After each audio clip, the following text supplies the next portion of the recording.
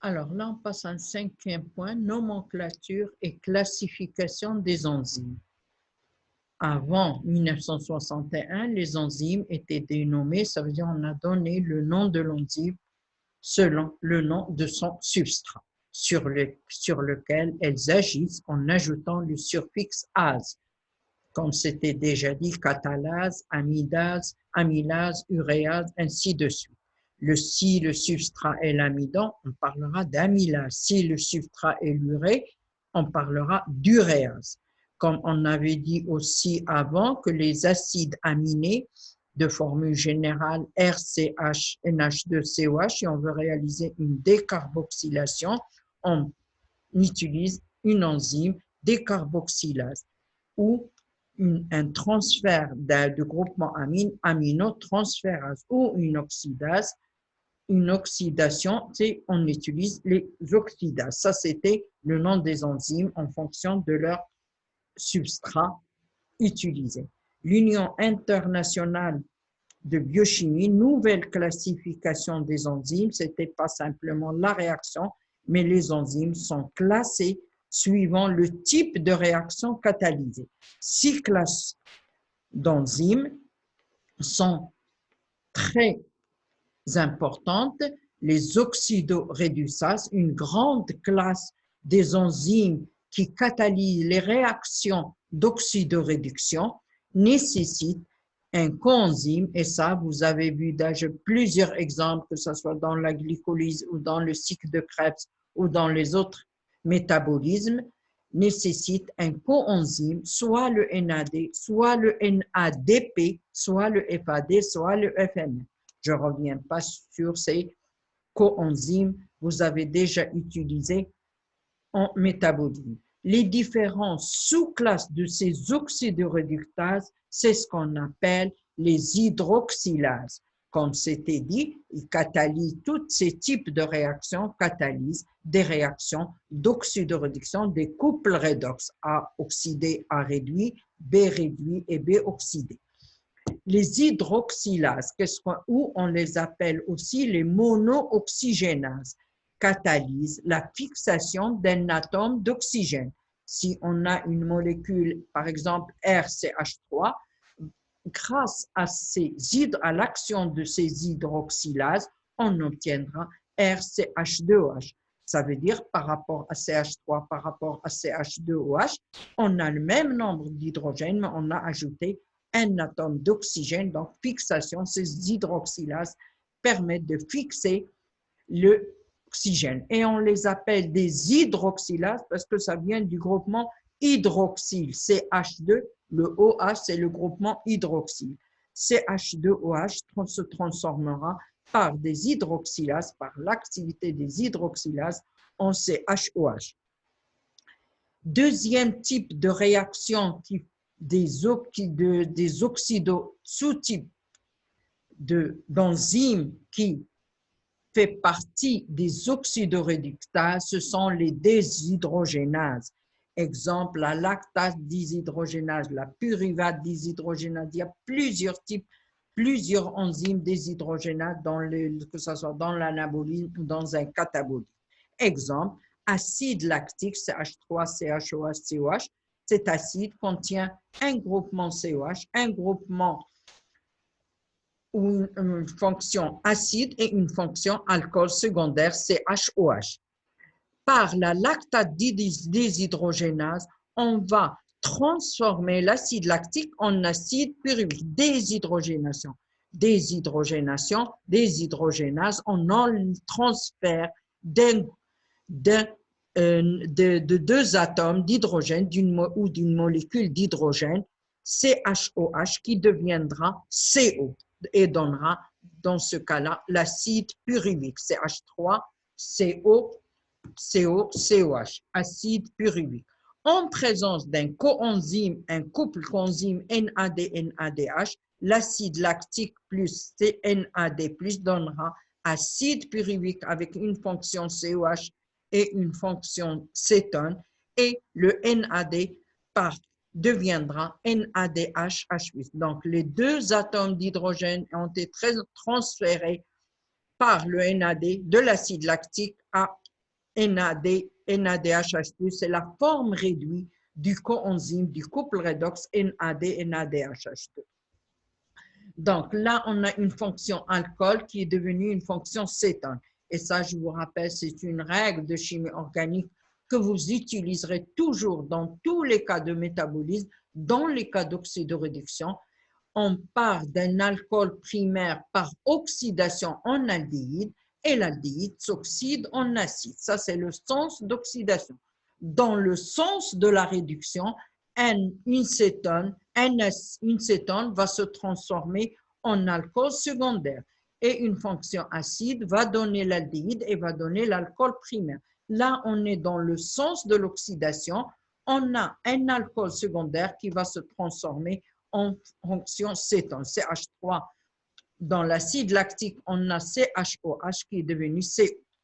Cytochrome, un coenzyme immunique avec un ion présente deux états d'oxydation, ce qui a fait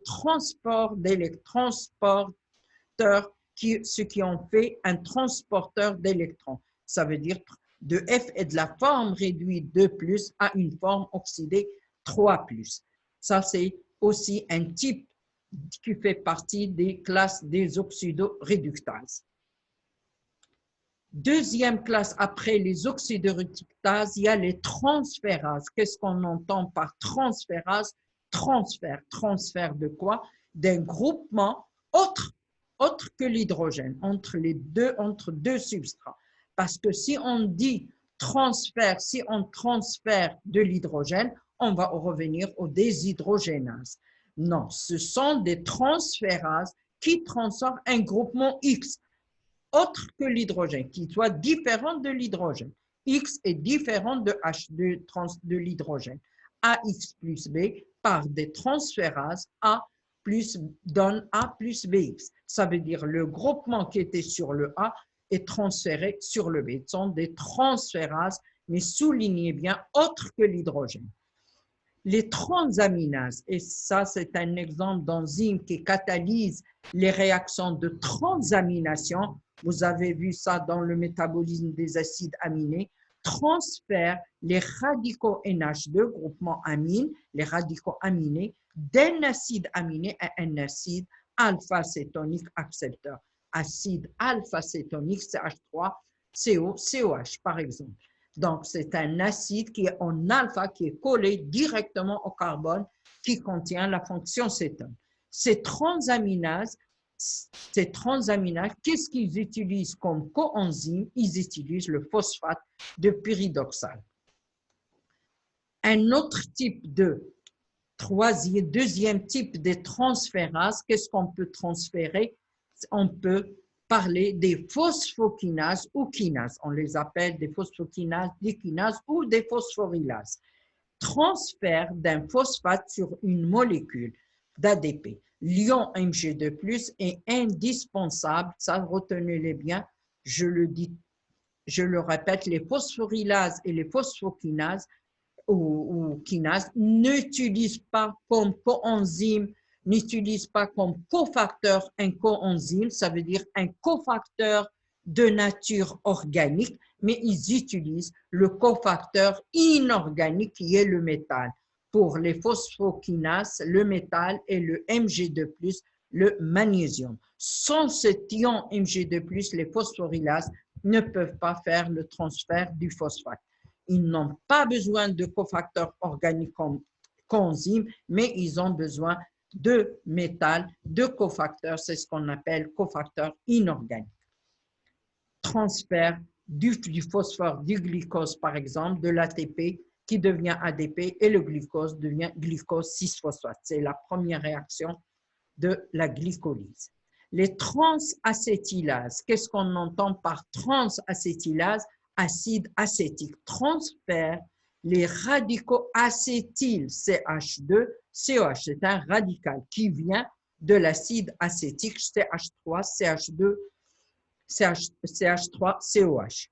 Le coenzyme utilisé dans ce type de transacétylase, du transfert du radicoacétyl et le coenzyme A. Vous avez vu ces différentes transacétylases dans le cours des métabolismes. Les transméthylases, on transfère un groupement méthyle parce que ce soit les transaminases, les phosphorylases, les transacétylases, transaminases font partie des enzymes qui sont les transférases et chaque type de ces enzymes transfère un groupement précis. Les transaminases transfèrent le NH2, les phosphorylases transfèrent le phosphate, les transacétylases transfèrent le radical acétyl, les transméthylases transfèrent le méthyle d'une molécule à une autre et le coenzyme est l'acide tétrafolique. Troisième type, après les déshydrogénases, les transférases, il y a les hydrolases, catalysent la rupture d'une liaison avec fixation d'une molécule d'eau. AB plus H2O donnera AH plus BOH. On cède la molécule H2O en H+, et OH-. Donc, catalyse la rupture, l'hydrolyse en fixant la molécule et catalyse la rupture des liaisons avec fixation. La liaison, c'est la liaison entre A et B. Il y a rupture de ces liaisons et fixation de H sur le A et OH sur le B. Un type de ces hydrolases, les estérases, qu'est-ce qu'on va couper? On va couper la liaison ester, la liaison ester dans l'ester RCOH2R' plus H2O, on libère l'acide et l'alcool. Et la réaction, c'est ce qu'on appelle la réaction d'hydrolyse et la réaction inverse, bien sûr, RCOH-RCH2, c'est la réaction d'estérification. Donc, les estérases hydrolysent les esters en acide gras et alcool. Les lipases, vous avez déjà vu ce type d'enzyme dans le cours des lipides, hydrolysent des glycérides. Qu'est-ce que c'est les glycérides? Ce sont des acides, des esters de glycérol et des acides gras. On les appelle aussi, en chimie organique, on les appelle les acyles. D'accord? Les monoacylglycérol, les diacylglycérol et triacylglycérol. Hydrolyse les glycérides en glycérol et acides gras. Les hydrolyse les monoglycérides, les diglycérides et les triglycérides. Les osidases, dans le cours des glucides, hydrolysent la liaison osidique. Les osides, ça veut dire os puis une partie non glucidique, ils hydrolysent. Par exemple, la glucosidase va hydrolyser une liaison osidique. Il s'agit d'un glucose. La galactosidase hydrolyse aussi des osides, c'est une osidase. Et on a déjà spécifié qu'il y a des alpha-glycosidases et il y a des bêta-glycosidases. Les enzymes protéolytiques hydrolysent, ça c'est aussi, ce sont des types d'hydrolase qui hydrolysent la liaison peptidique RCONHR', qui donnera plus H2O, un acide et une amine. Parce que je vous rappelle que la liaison amide CONH qui se trouve dans la liaison peptidique, on dit que la liaison peptidique est une liaison de type amide. On libère l'acide et l'amine. Quatrième type de ces enzymes qui font partie des quatrième type de ces classes d'enzymes, les liases catalysent la rupture de plusieurs liaisons, carbone-carbone, carbone-azote, carbone-oxygène, carbone-soufre. Parmi ces liases, la décarboxylase d'acide cétonique. On a RCOH, c'est une rupture, c'est un acide alpha-cétonique qui va, on aura, grâce à ces décarboxylases d'acide cétonique, grâce à ces enzymes, on aura coupure de la liaison CC qui donnera RCHO plus libération d'une molécule de gaz carbonique de CO2. C'est pour cela qu'on dit décarboxylase. Le coenzyme dans ce type d'enzyme, le coenzyme est la thiamine pyrophosphate. Et ça, vous avez vu ça dans le cours LTD, des cours de métabolique, thiamine, pyrophosphate. Un autre type de liase, décarboxylation des acides aminés, décarboxylase. On fait une décarboxylation aussi.